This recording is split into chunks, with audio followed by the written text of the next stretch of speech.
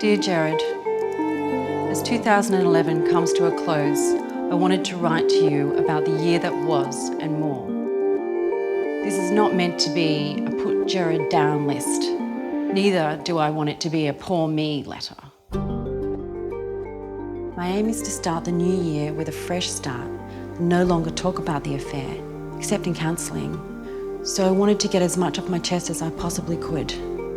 Also, I just want to get my thoughts in some sort of order for my own sake, to clarify what it is that really matters to me. I started writing this document on September the 17th, 2011, 3 days after you told me you had had an affair.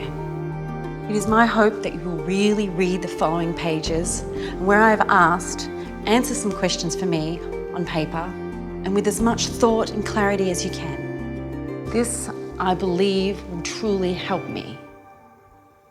Well, here goes.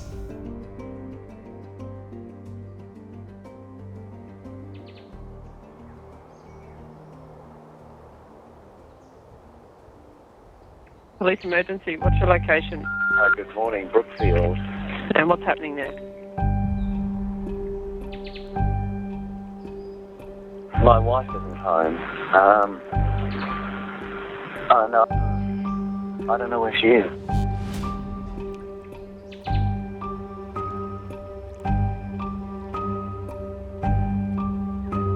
What's your name, first of all? I'm sorry.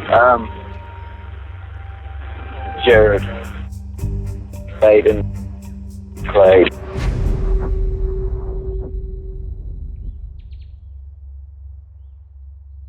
To outsiders, it seemed like the perfect marriage. Jared, the doting father and husband, a big-time real estate agent, a successful businessman. But the real turmoil going on behind these walls was very well hidden. After she found out about her husband's affair with Tony McHugh, Allison Baden-Clay started writing him a letter that would take her many months and many pages. It was found on her computer by police. It's her letter from beyond the grave, and her family feels it's important for her words to be heard. I'm writing this to try and work it out in my head. At the moment, I'm trying to work out what I've done to deserve it. I just don't know.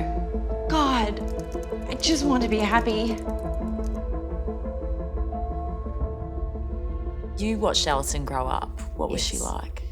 She was a delightful little girl.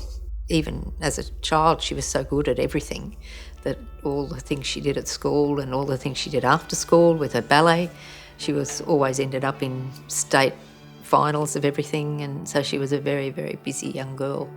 Allison was attractive and smart, a beauty pageant winner who could also speak 5 languages. She graduated with a degree in Japanese and psychology. In 1987, she became a Rotary exchange student and spent a year with Linda Ebling in Denmark. Allison was always smiling. She was always happy, and she had a great laugh and a great giggle.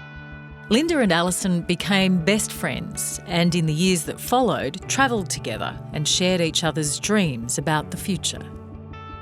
I think Allison was waiting to find that Mr. Right, who was going to be able to provide her with the long-term dream, the white picket fence, and therefore the life that every little girl grows up to want. What did Allison tell you about Jared? Oh, that he was just wonderful, and he was the perfect man, and he, had all these hopes and dreams, and they matched her hopes and dreams. You could just see the look in her eyes that she was, idolised him. They met in 1995 while both were working at Flight Centre. Within a year, they were engaged, with their wedding set for 1997. Linda Ebling, who'd moved to Sydney, was rung by Allison, who asked her to be one of her bridesmaids. I met Jared only that week that I was up there for dress fittings, and they seemed very much in love, and he was very eloquent, very suave, very convincing. It was whirlwind romance, and he swept her off her feet, literally. I think, she was in love.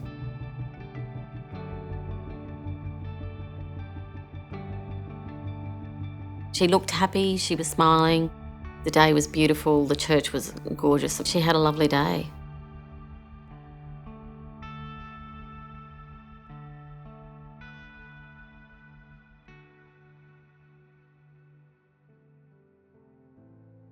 Threw the bouquet and did the whole garter thing, which I don't know is not that common anymore, but back in our day, the early 90s, she was very happy.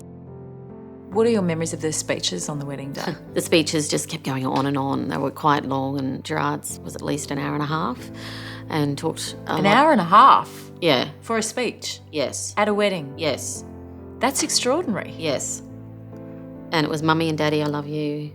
Mummy and Daddy, Mummy and Daddy, Mummy and Daddy quite a lot. And then he got round to how beautiful Alison was, and at that stage I'd given up and I'd walked outside to the bar to get a drink because it was just so long.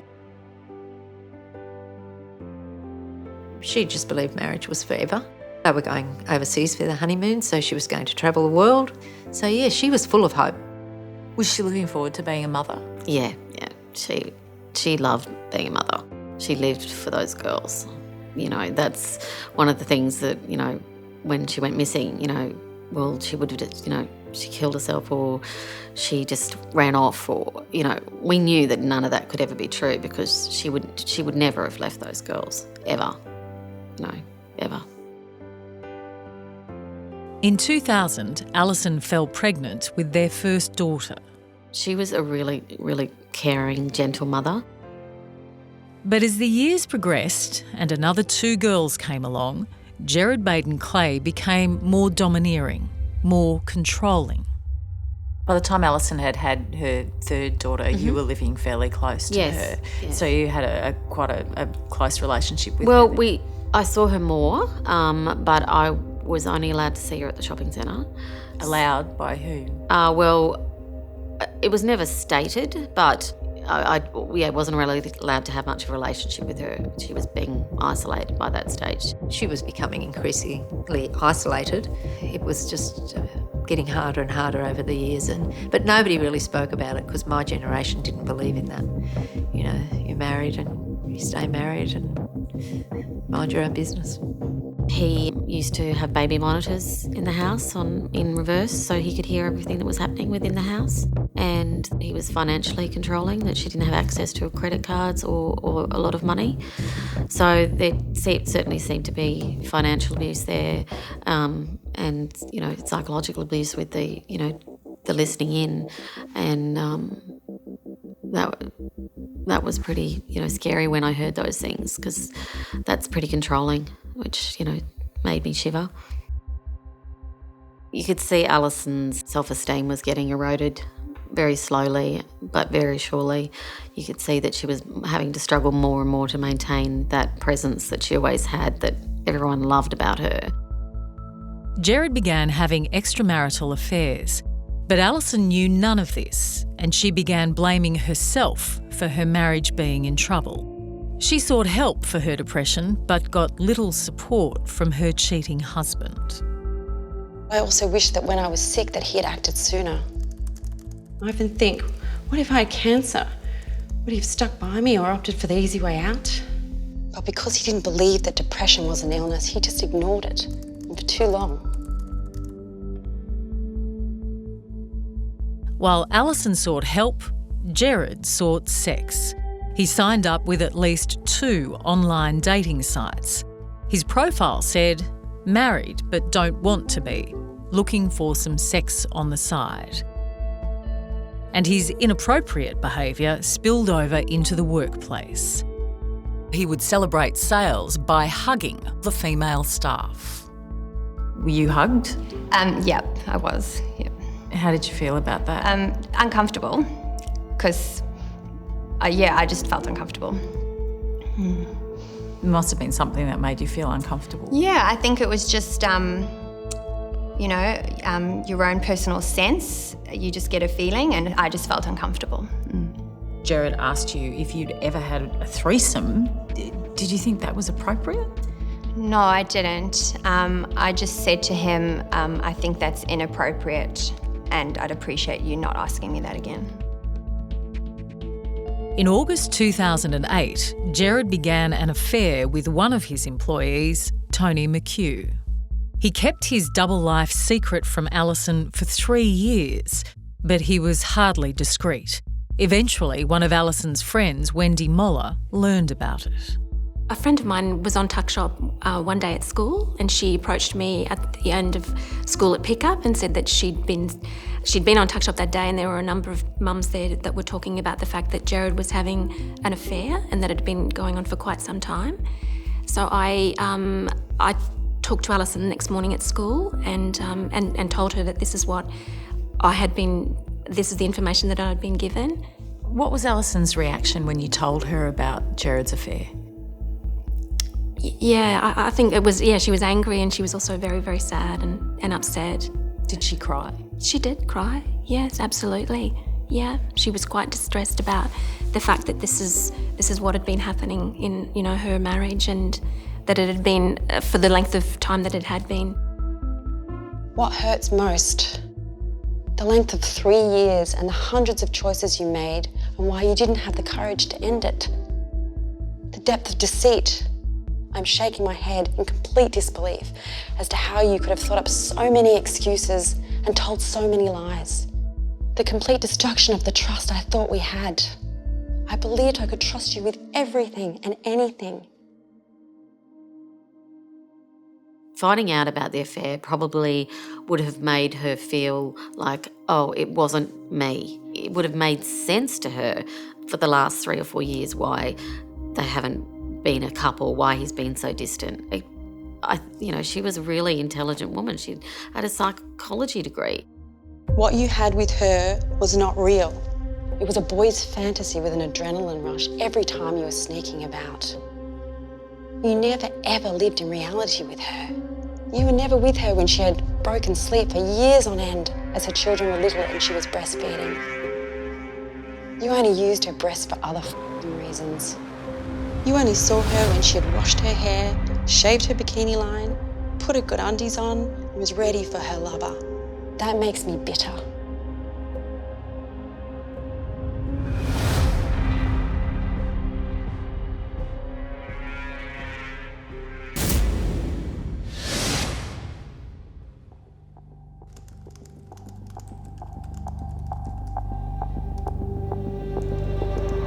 These are some of the last words Allison wrote in her letter to her husband, Gerard.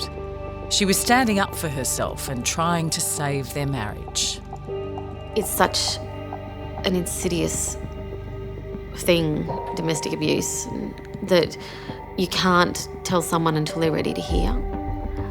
And they're ready to acknowledge that they can't change someone. Do you think Allison was ready? I think she was getting ready, and that's why I think she died, because she was starting to say no. In October 2011, after Allison discovered their affair, Gerard asked his mistress Tony to resign from his real estate business. Soon after, Allison began working at the same office to try and save the firm that he had brought to the brink of bankruptcy.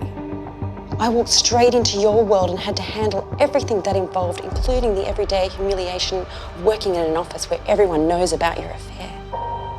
In early 2012, Gerard Baden-Clay resumed his affair with Tony McHugh. Not only that, he now promised his mistress that he was going to leave his wife, Allison. Gerard was almost $1 million in debt. Allison had life insurance for almost that exact same amount. On April 20, Allison was due to attend a real estate conference that Tony McHugh would also be at. On April 19, Gerard told his mistress that it was only a matter of time before he ended the marriage. That night, Allison was murdered. When she went missing, I just knew straight away at that stage that he had done it. Okay. When did you last see her, sir? I got up this morning and she wasn't there, and that's not unusual. She often goes for a walk in the morning. Yep. I've texted her and called her a number of times. I think she has her phone with her. Yep. What I'll do, I'm going to put a broadcast on for the police to keep a lookout for your wife. Are you going to go back home? Because we'll get police to come and see you. I need to go home and get the kids ready for school. Yeah. I'm trying to look after my children at the moment. They've got 3 young girls, and we really trust that the police are doing everything they can to find my wife, and we just hope that she'll come home soon. I've spoken to the police about everything, and I've had no contact from her at all.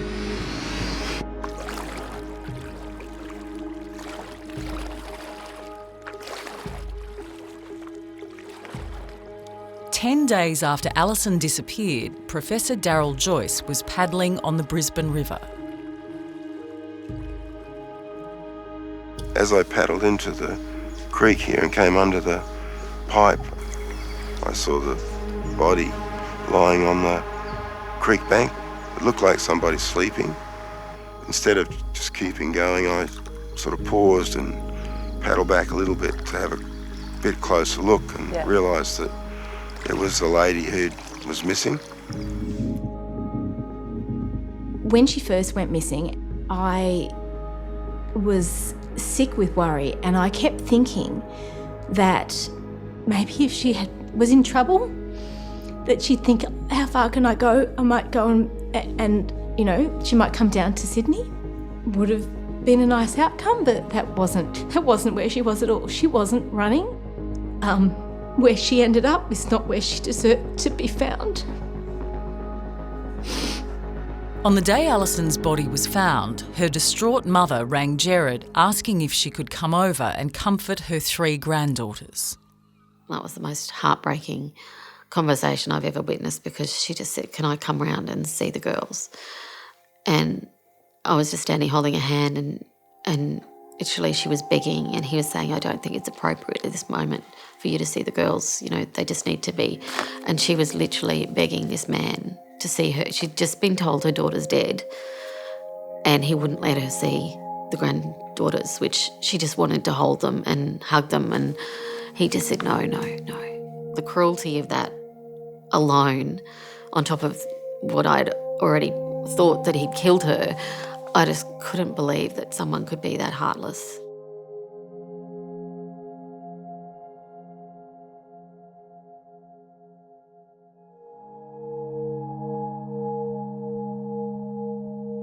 We all had our game faces on and we all smiled and did what we needed to do for the girls to have that time to say goodbye.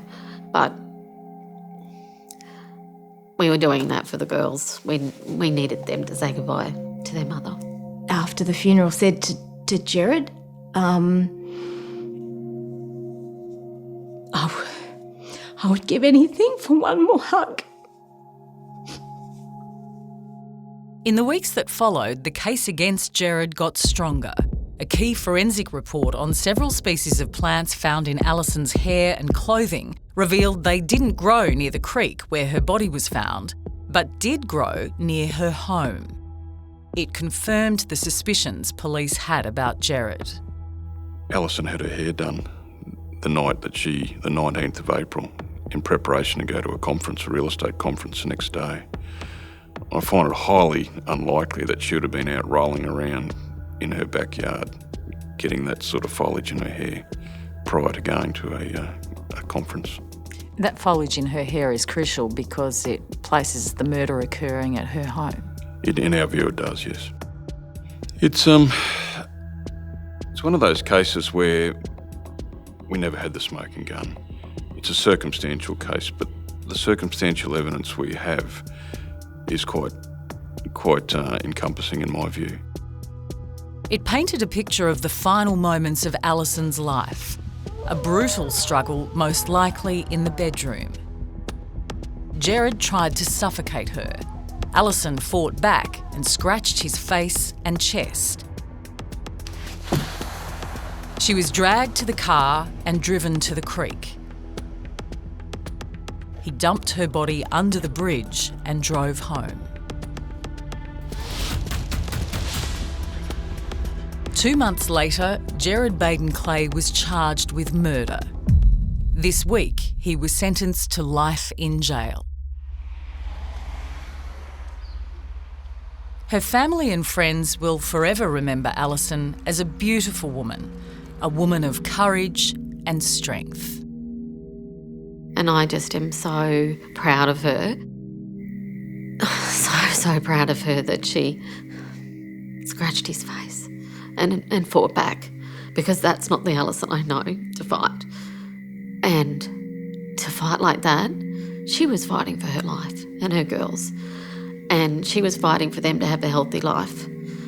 And if she hadn't have done that, we would never have been able to keep those girls safe. She fought to that bitter end, which is heartbreaking because you don't want to know what she went through that period. But, oh my God, I'm so proud of her. So proud of her for doing that.